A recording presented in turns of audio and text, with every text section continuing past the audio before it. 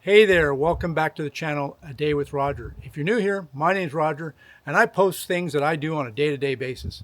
In today's episode, I'm going to be throwing axes. Do you know how to throw an axe? Would you like to know how to throw an axe? Can you throw an axe already and you want some tips? Stay tuned, and today's episode will cover all of those things. So let's talk about the axes we're going to throw today. I'm going to throw some full-size axe, and I'm going to throw some hatchets. So we'll start with this one because I have it in my right hand here. This is a great little hardware store hatchet. It's got a thin synthetic handle on it, so it's a great hatchet to learn on because you're not going to break the handle. I've had little hatchets like this with wood handles, and I've broken a lot of them off. So the next hatchet we're going to throw, this is sort of a weapon hatchet.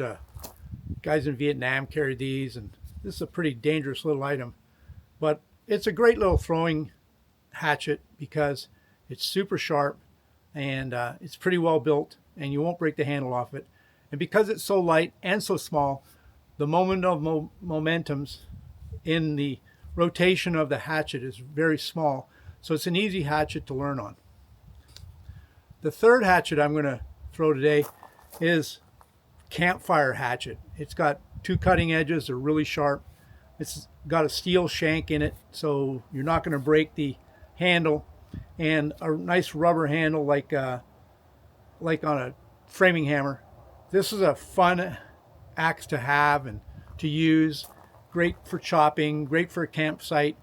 Of course, you can't pound pickets with it, but you can if you turn it on its side, I suppose. But it's a really indestructible axe and another good option for maybe learning how to throw an axe or a hatchet. So let's talk about the physics of throwing a hatchet or an axe. Obviously, you're letting it go in a vertical position, and it has to do one rotation through the air and hopefully hit the target with the blade side.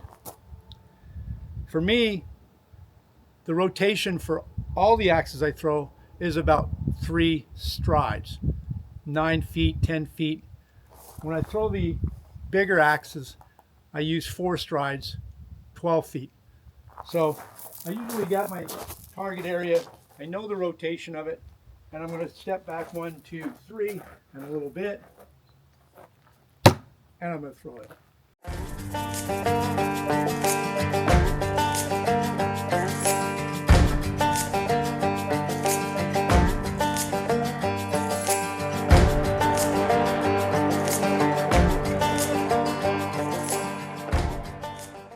Let's talk about setups of where to throw an axe or how to set a place up in your yard or in a place that you might have space for.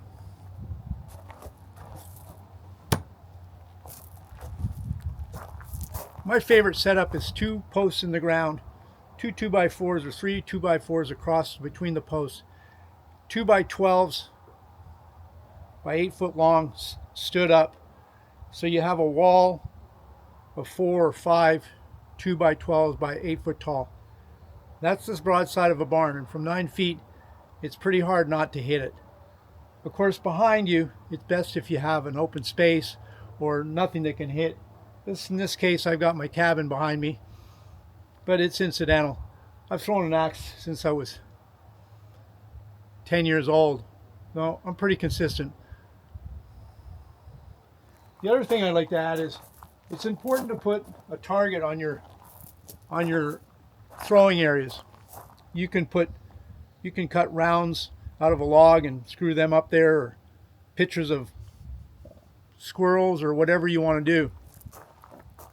In this case, I just use some spray paint. I do it often like that. The advantage of it is when you're throwing, your hand-eye coordination comes together. You're focusing on an area. You're not just throwing it in happenstance like I hope it hits it. You're throwing it with intention, and that intention is really important. So I like to put a target on my throwing place, and it really helps me focus on landing in a particular area and throwing it at a particular spot. Just for the sake of presentation, I'm going to throw some full-size axe. This is just a standard regular chopping axe. This is a typical cutting axe. However, I put it on a pickaxe handle because I kind of like the look. Don't really use it a lot. I don't cut down trees with a double-headed axe. It's more for just my axe collection, and I kind of like the look of it with the big pickaxe handle. This is one of the favorite axes I own because it has some history. I put it on a pickaxe handle and I carved the handle out so you can really hold it like a battle axe if you were a Viking. Anyways, this axe is Sears Roebuck 1953. The interesting part about this axe is that it has a hardened piece of steel welded onto the cutting edge, and that cutting edge stays really sharp for a long time. So it's also worth some money because it's such a unique old axe, and I really like the shape of the head. And it, again, I put it on a pickaxe handle, so we'll see how it flies as well. First try on that one.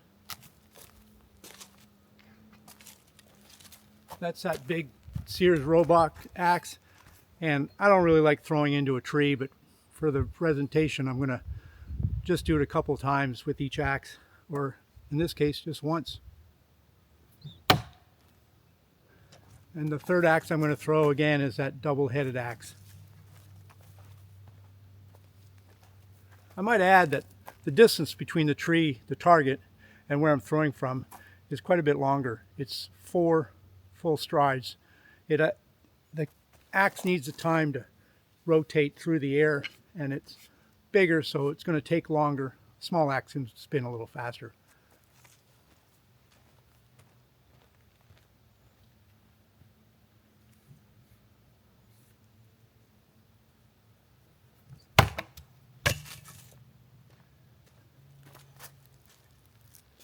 Well, that was my first attempt, and it did hit the tree, so you saw it. The tree's still alive, and like I said, I don't really want to chop on it too much.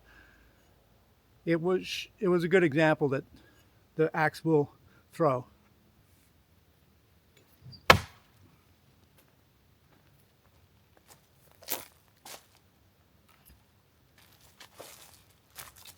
So that one stuck in, and there is some downsides of throwing these big axes. Because of the mass and the weight, a lot of times you can hit the axe right here if you're hitting an object sometimes, and it'll snap the head off. So try not to throw them very often, and just for show. But if you want to challenge yourself and you got some small throwing axe, find yourself a big spot, a good backboard, and try a full-size axe. It's a challenge. So when you're troubleshooting on your axe throwing technique, the first thing you can do is look at the position of the axe. If it's hitting the target vertically like that, you're over-rotating it.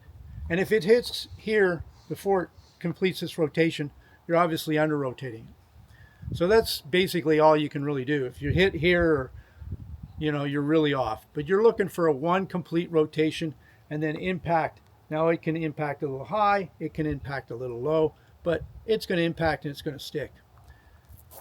So let's talk about the physical throwing of the axe and what you really want to do. The first thing you want to do is try to maintain stillness in your body. The more you move your body, the more places there's inconsistencies that can arise, just like in a golf swing. Think about the dart player who throws a dart solely with their arm. It's just arm movement. That's kind of what we want with the axe. We want to just rotate with the arm and let go in a position that can be very consistent. Just let it go. Don't throw it. Just put momentum into it and let it go. Just put momentum into it and let it go.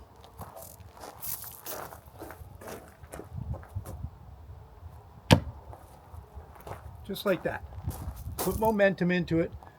Let it go at the same spot every time. Find out where that sweet spot is for you and just move the arm. Seminole Indian fans from Florida would know the hatchet sign. So yeah, that's basically what you want to do.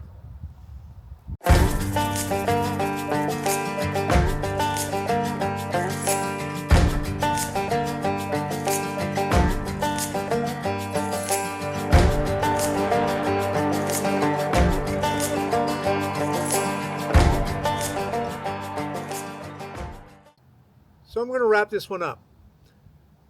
I really enjoyed making this video for you, and I hope you learned something or it helped you in some way. If you have any questions, leave them in the comments below, and I read all the comments and I will answer you. So thanks a lot for watching. Please like and subscribe, and I'll see you on the next one.